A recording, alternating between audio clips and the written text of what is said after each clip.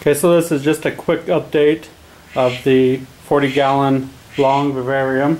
You can see the only thing I've really done so far since the last video is I use this grade stuff again to create more of a stair step or a gradual grade difference between the lower portion of the cage to the higher portion, and really it's just going to help the aesthetics of it and to help hold some of the dirt back over here from falling forward and filling in the lower portion of the cage.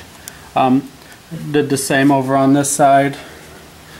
To get an idea of what it looked like, you'll have to go back to the last video. I kind of started filling it with gray stuff and then told myself I should have been filming it, but I just wanted to get it done. And then I let this cure overnight, and then I'll do just like I did the background. Spread the black silicone caulk all over the grate stuff, and then press that cocoa fiber onto it. But that's just a quick update. That's all I've done. I've been kind of planning out the room where this cage and a few others are going to be going. So, and then I've got to build the shelves and everything. So that's kind of what the holdup has been. Is just the planning the layout of the room to add these tanks to it. And so I'll give you a quick view of some of the other tanks that will be in future videos. I've got this big tank right here. It is a 40-gallon cube, and I got this nice piece of this cut timber I thought made a pretty nice centerpiece, so we'll do this one up next. And then got these two little, I think they're 5 gallons, maybe 2.5 gallons, something like that. I think they're 5. These are for my daughter. She wants to do a couple little tanks for herself. Probably just house baby frogs in them, and until they're big enough to either move up into these other tanks, or if we are successful in breeding, this will be some of their holding tanks, their grow out tanks, if you will.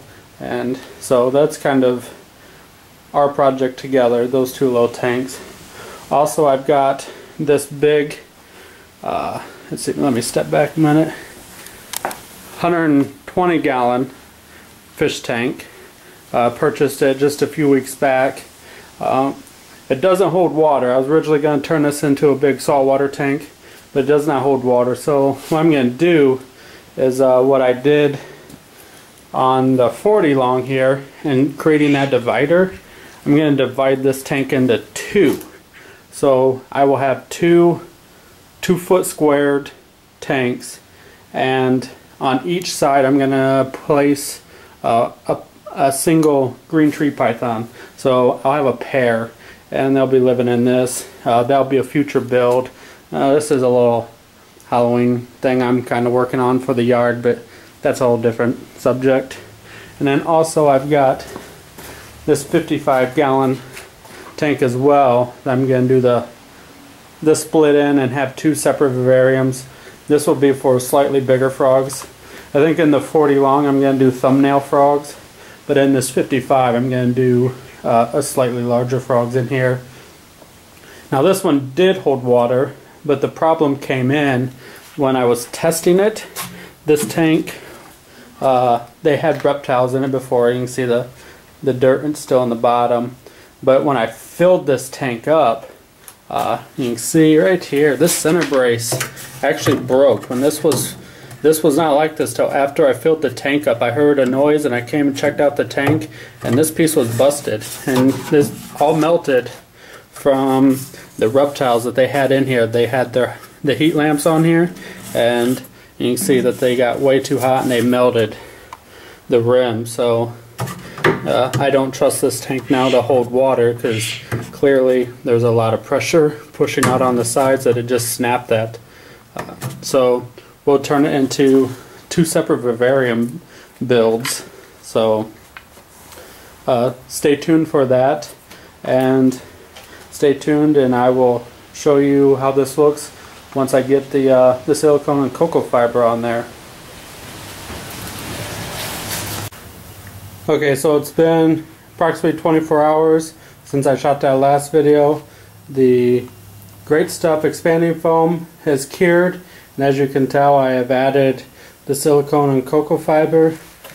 I purposely really didn't give much attention to the back of this side because that's going to be covered with dirt anyways. Ideally, my level of dirt is going to come up to here, so that way I have room for roots for the plants. But you can kind of see the effect I got. So we'll have a lower level, and I'll have this earthy mound coming up to this next level. Same with over here.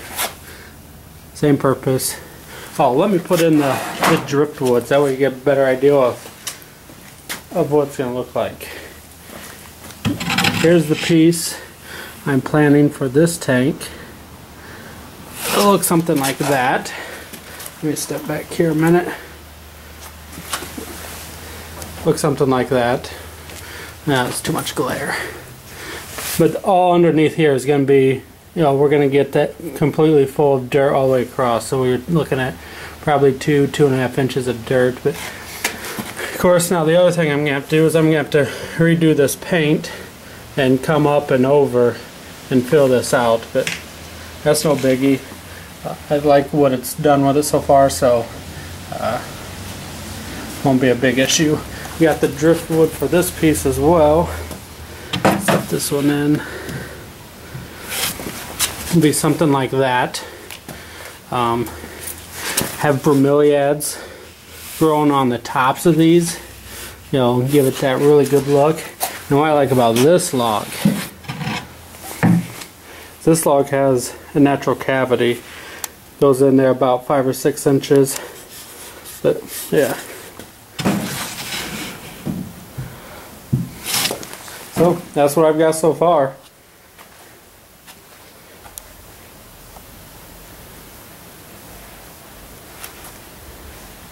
Pretty excited. Like the way this is going to look. So stay tuned. More videos will be coming on this. I mentioned earlier I'm working on building the stand and everything. So that'll give me a couple weeks, and then we'll move all these tanks inside and start dirting them and planting them, and hopefully January, February I'll be ready for frogs and we'll get these guys a rolling. Thanks for watching. As always, rate, comment, subscribe, and see you in the next video. Later.